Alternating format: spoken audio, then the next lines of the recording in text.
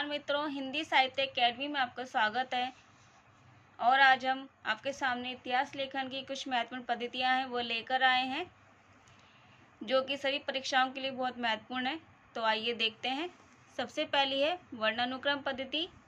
वह पद्धति जिसमें रचनाकारों का परिचय वर्णमाला के वर्णों के अनुक्रम से दिया जाता है उसे वर्णानुक्रम पद्धति कहते हैं। ये इतिहास लेखन की सबसे प्राचीन पद्धति है। यह अमनोवैज्ञानिक पद्धति है। गार्सद तासी ने इस्तवार द ला लिटरेचर एंडो हिंदुस्तानी तथा ठाकुर शिव सिंह सेंगर ने शिव सिंह सरोज में इसी पद्धति का प्रयोग किया है। दूसरे नंबर पर आती है कालानुक्रम पद्धति। वह पद्धति जिसमें रचनाकारों का परिचय उनके जन्म काल के अनुसार दिया जाता है। तो कालानुक्रम में क्या है, जन्म काल के अनुसार दिया जाता है, और वर्णानुक्रम में वर्णमाला के वर्णों के अनुसार। कालानुक्रम पद्धति में जन्मकाल के अनुसार रचनाकारों का परिचय दिया जाता है। ये इतिहास लेखन की सबसे लोकप्रिय व प्रचलित पद्धति है। हिंदी साहित्य के इतिहास लेखन में इस पद्धति का प्रयोग सबसे पहले जॉर्ज अब्राहम ग्रेयसन ने the modern vernacular literature of Hindustan नामक इतिहास ग्रंथ में किया। मिश्र बंधु ने भी इसी पद्धति का प्रयोग किया।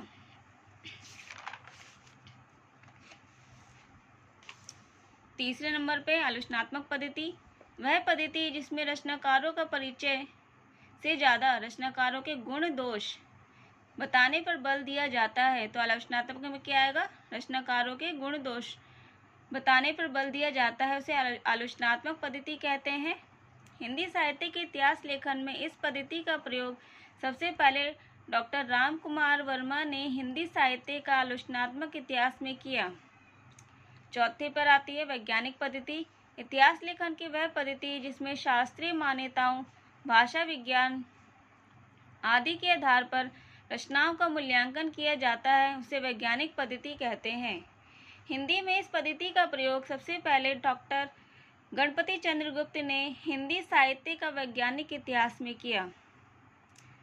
पांचवे पर है समाजशास्त्रीय पद्धति।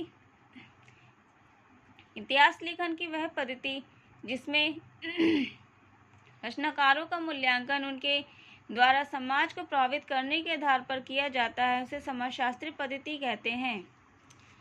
आचार्य हजारी प्रसाद द्विवेदी ने अपने तीनों इतिहास ग्रंथों हिंदी साहित्य की भूमिका, हिंदी साहित्य का उद्भव एवं विकास, हिंदी साहित्य का आदिकाल में इसी पद्धति का प्रयोग किया है। छठे नंबर पर है विधेयवादी पद्धति। ये इतिहास लेखन की नवीनतम व सर्वश्रेष्ठ पद्धति है, जिस पद्धति में रचनाकार का जाति, वातावरण, क्षण, युग विशेष की प्रवृत्ति, भाषा का विकास क्रम, शास्त्रीय मान्यताओं, रचनाकार की समाज को देन आदि सभी आधारों पर रचनाकार का मूल्यांकन किया जाता है, उसे विधेयवादी पद्धति कहते हैं। विश्व में इस पद्धति का प्रयोग सबसे पहले तैन ने किया, इसलिए उन्हें आधुनिक इतिहास का जनक माना जाता है। इतिहास के साहित्यिक इतिहास में इस पद्धति का प्रयोग सबसे पहले आचार्य रामचंद्र शुक्ल ने किया। दोहरा नामकरण इसकी अपनी एक विशेषता है, तो दोहरा नामकरण ध्यान रखना किस में आएगा, विधेयवादी पद्धति में आएगा।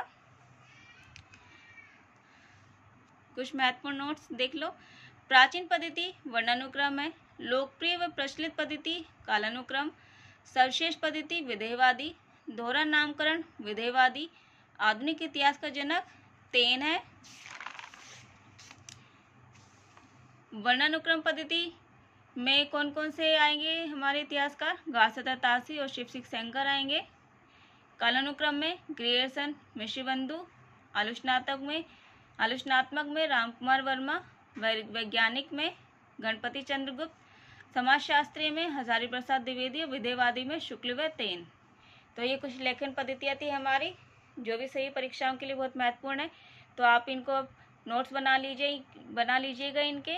और अगर आपको मेरी वीडियो या जो भी मेरा ये स्टडी मटेरियल है जो भी आपको अच्छा लगा हो, तो please like, share and subscribe my video and support me. धन्यवाद।